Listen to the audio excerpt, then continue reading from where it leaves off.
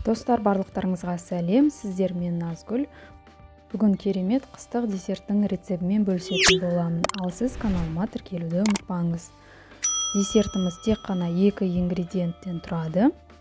Дәмі керемет болып шығады және қантсыз. 4 құрманы алып, жуып, ортасындағы жұмсағын алып, сыртын аршимыз. Ішіндегі дәнектерінен де тазалаймыз.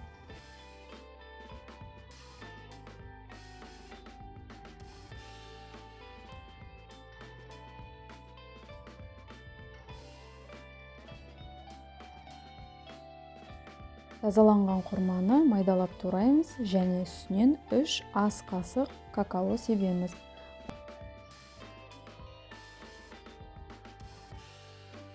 Барлығын жақсылап араластырамыз.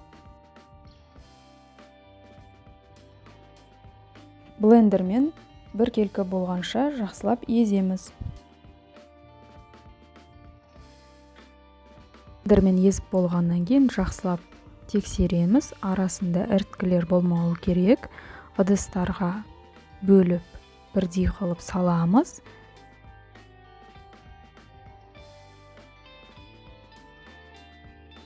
Ыдыстарға бөліп салып болғаннан кейін тоңазытқышқа 2 сағатқа салып қатырамыз.